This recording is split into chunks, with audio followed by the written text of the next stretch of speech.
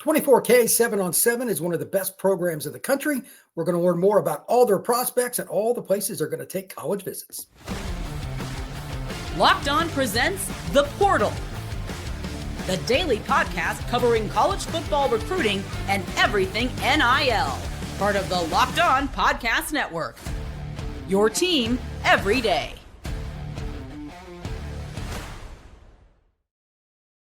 Welcome back into The Portal. I am your host, Brian Smith, longtime college football recruiting analyst and writer. Thank you for making The Portal your first listen each and every day. And today's going to be fun because we're going to learn about a bunch of recruits because they play with 24K 7-on-7. And I got my guy that leads the entire program, Mr. Damon Jones, right here. Damon, brother, how you doing? Good, man. All good. It's a little cold up here. It's all good. Another day in the life. He is in northern Ohio right now. It's cold where I live in Alabama, so I can only imagine. Damon, let's jump right in. 24K. I remember the first year you guys were together, your roster then compared to now is kind of like the weather where you're at compared to Miami. Totally different. I remember like Mitch on the sidelines about to explode, but he wasn't happy about that. But at the same time, you guys have built your roster and you've got a lot of great recruits. I'm just going to give you the floor. Kind of give a synopsis of who you got and who's playing well for you. Yeah, man. No, from back when we first started, it's crazy to see where we are now. We've turned into a national group more than just a local group, which is great. Giving a lot of kids just outside opportunities and opportunities that they normally wouldn't get if they stayed at home. So this year for us, our quarterback, our base kid is Trae Taylor from Chicago. He's a 2027 kid, been playing really well. He just dropped his top 5 last week. So he's doing good. We have Nathan Bernhardt as well as a 2026 kid who's from Ohio. And again, I say that's 2 quarterbacks, one from Chicago, one from Ohio. We're based in Orlando. Those are kids that are definitely out of the area that are playing for us. They're doing both, performing really well. I know Nathan is kind of down to his top 4 or 5 in his recruitment. He's a 2026 kid, so it's about time for him to make his decision. And then our other 2 quarterbacks in the program is we have a 2028 Brady Quinn from Southwest Florida, Naples area, who is probably a top 5 quarterback in the 2028 class as it stands right now. It's a really, really good player. And then we have a 2027 Landon Holly, who's another kid who just ended up in Orlando at TFA this year. So he is another kid with offers and all that kind of stuff. So we have a good group of quarterbacks within our 2 18U teams within our program. We have 2 18Us. We have over 150 kids within the organization. So it's a lot of fun. We've added a lineman division this year, partnered with Trench Gorillas on that. And those guys are also doing a great job with kids like Asher Gito, Chance Barclay, Reed Ramseers, Deron Parks, just to name a couple of them. But we have some really good good kids, man, really spread out through the program. It's been a great opportunity for them. And that's, just a couple of our linemen, quarterbacks, receiver-wise. We have the number 1 kid in the country in Jamier Brown, who's a 2027 from Dayton, Ohio. He's blazing kid, getting better tournament by tournament, just continuing to level up his game and add tools to his bag. So he's doing really well. Messiah Hampton from Rochester, New York. It's another kid underrated from the cold weather states. It's fun to see those kids go compete against South talent, because just no matter how you cut it, when it comes to skill kids, Florida is where you go. Florida, Georgia, Bama, New Orleans, like Louisiana, all that area, that corridor there's some elite talent when it comes to skill kids, as well as New York and Ohio, but there just doesn't quite compare.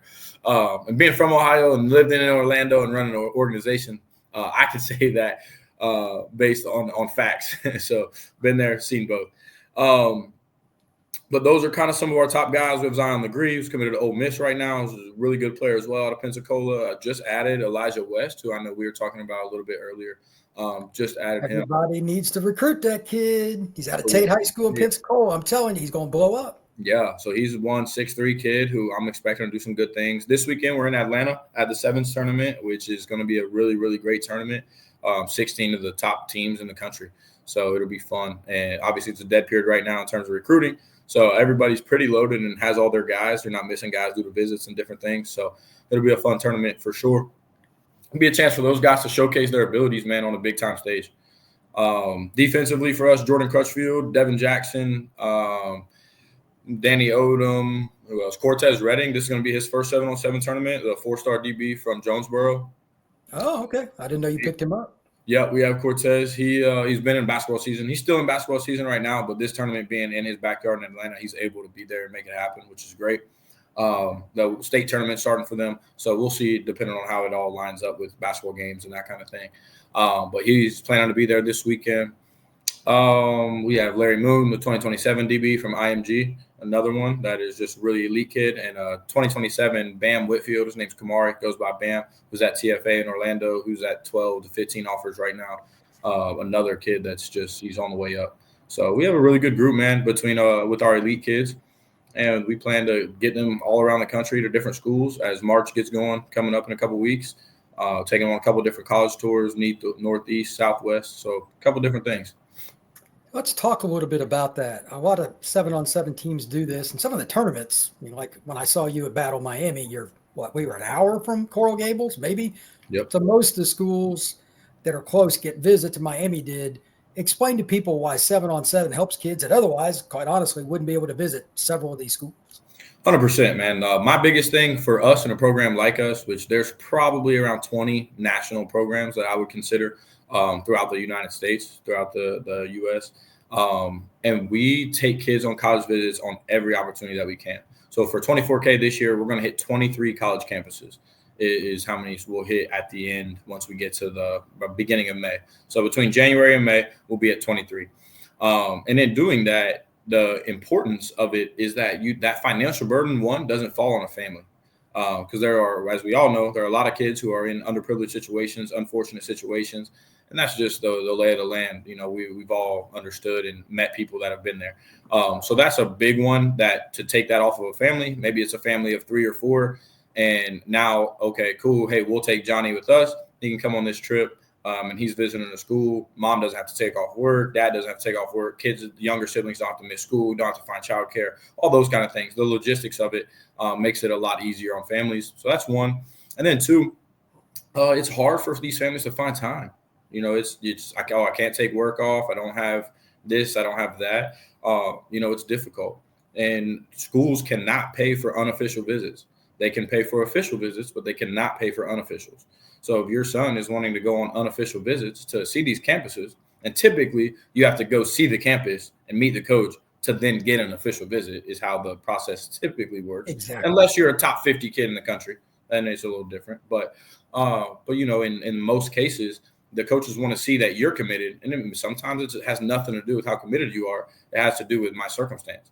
So, I think being a part of a national 7-on-7 team that does these things and really values visits, which is one of our pillars that we're built on, is visiting schools. It matters a ton from there. And I've been to places like LSU where we've got there at 8 p.m. and they keep a kid till 2 a.m. And it's, and it's great for the kid. And it's awesome to see them turn around and, okay, now the kid ends up committing there. It's awesome. And then, the process continues to work from there. So I think that's one of the biggest benefits in terms of being with a national 7-on-7 team that goes to these visits, and that the coaches have relationships with the 7-on-7 coach has a relationship with the college coach. So where now I can send the film of, hey, this kid, I have Messiah Hampton from Rochester, New York. We're going to go visit Miami. And I send the film to Coach Beard, receiver coach at Miami, say, Coach, check this kid out. We walk in. He said, Coach, I watched the film. So where's Messiah? Points him in the direction. And from there, the college receiver coach takes it over because he's already been enhanced on the kid before we arrive. And that's a relationship thing. That is a trusting who you're sending your son with on these trips. It's really important because the legwork gets done in advance. So the high school and the high school coach, the guidance count, they've got less to deal with when the kid gets back and forth. It's already done. And of course, we both know that recruiting is accelerated because all the visits now are in May and June. Used to be you were just getting ready to go to camp and then maybe you get offered and then you set your visits. It was crazy, but now recruiting is done when the visits used to be getting started in December. Your first weekend was December, it's over. So yeah, I think 7-on-7 is a really good way for kids to learn. And when we come back, Damon and I are going to talk about how you get recruited, some of the different things you do in and out of the playing field, because it's really important too.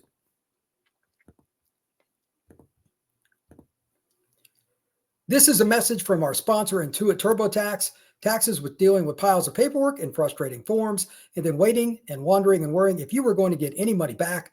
Now Taxes is easily uploading your forms to a TurboTax expert who's matched to your unique tax situation. An expert who's backed by the latest technology, which cross-checks millions of data points for 100% accuracy. While they work on your taxes, you get real-time updates on their progress, and you get the most money back, guaranteed. All the while, you go about your day, no stressing, no worrying, no waiting. Now this is Taxes, Intuit TurboTax. Get an expert now at TurboTax.com. Only available with TurboTax Live full service. Real-time updates only in iOS mobile app. See guarantee details at TurboTax.com/guarantees. Damon, you and I have talked about this more times than we would like to, but kids being unprepared in some way, shape, or form. There are a lot of little things they can do to help you, for one, and help themselves be recruited. How you eat, how you sleep, how you prepare when you're not around parents and adults. Don't stay up till 2 a.m. at a 7-on-7 tournament. Hint, that has happened. Damon and I have had that conversation multiple times. If you got to play at 9 a.m., don't stay up to 2 playing Call of Duty. That is a pet peeve. Kids come in, they ain't ready to play. They play like crap. Team goes home early. Don't do those things because that film goes out too. It's not just a good film that gets discussed. When guys like me talk to college coaches, we tell the bad things too. I'm not going to lie to somebody, and then I don't, that doesn't work out well for me long term. And I know it doesn't for you either. Explain to people some of the things that kids got to do off the gridiron to be successful. Yeah, man. Off the field, it's very, very important. And it's one thing that is kind of funny because I was a high school kid not too long ago, 10, 15 years, which is wild. But, you have to sleep. You have to sleep. Sleep is a very undervalued rest tool. And right now, the way the body works and the way that football works in general is it's typically early morning, late night. And that's just like the reality of it, whether it's film, meetings, whatever it may be, till 10:30 at night. And then you got to be up at 7 to be ready to play at 9 in a 7-on-7 instance. Or, you got to be up at 5 and be in the weight room by 6, whatever it might be. So there's the way football works is, again, typical late night, early morning is the general sense. And in that, man, you have to rest. You got to sleep. You got to find, to me, I always valued it to find an hour at midday to be on the game.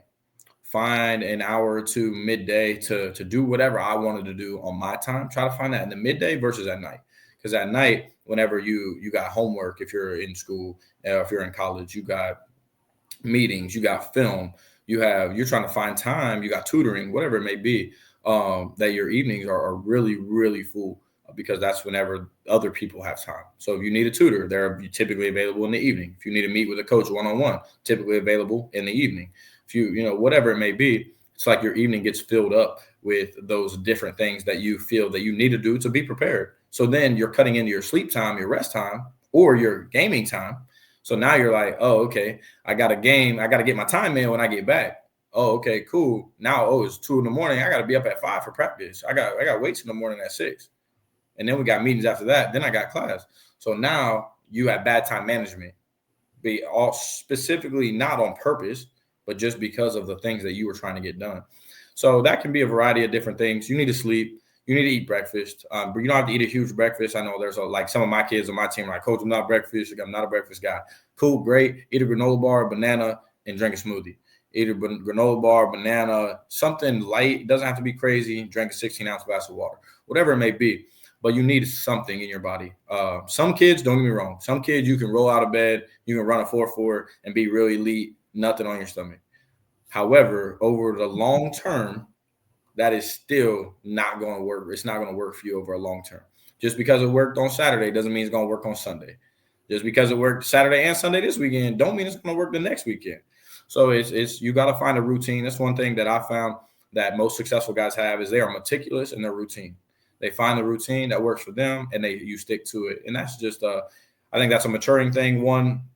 And two, as a coach who's around these kids, and we stay in like Airbnbs and hotels typically, so we control the time and the schedule, especially when the kids are eating, or we do bed checks at 10:30, or we do, okay, hey, we're going to go in and take the power cords out of everybody's room at 10:30 at night. So now there is no gaming. So like, there's a variety of things that you can do, and you got to mix it up between having fun and as well between, hey, we got to do the proper things to win. So that's one of the things that we are currently working on and tweaking. You're always tweaking it, forever tweaking, trying to do what is best for your kids that year, because all the kids are different every year. So Absolutely. Yeah, that's what I would say, man. Yeah, I think that's a big part of the sleep thing that you started with. I'm glad you did. It's amazing the difference when a kid like does all the things. And here's how I'll wrap up. The kid that I've seen, the most meticulous kid, to your point, that I've ever seen is somebody that's pretty popular right now. I'll give you a hint. He wears number 4 and he lives in Columbus, Ohio. Yeah, Jeremiah Smith. When I was around him at 7-on-7, no lie, he could walk by me from 3 inches away and he didn't see me.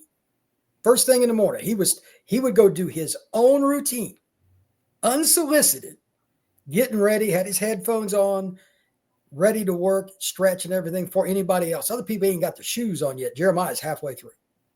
If you want to be elite, that's how you do it. You got to go out and practice everything you do, including stretching. Everything's got to be exact. He's the best receiver in college football already as a freshman, in my opinion. Yeah. It's kind of he's at least top 3. I'll be kind. He's at least top 3. 100%. And that is because of his work ethic. He's had that since he was 9 years old. I've been told by people that trained him in Little League and stuff. He was always that way. If you want to be elite at anything you do, you got to do it for yourself. Damon, thank you very much. I appreciate it. I will see you again soon with all the stuff you guys got going on. I'll see you at more tournaments, Under Armour, and all that stuff. Appreciate it. Everybody, check out the portal. You can find us on Apple, Spotify, and anywhere you get your pods. Like and subscribe. We will see you again soon. Appreciate it.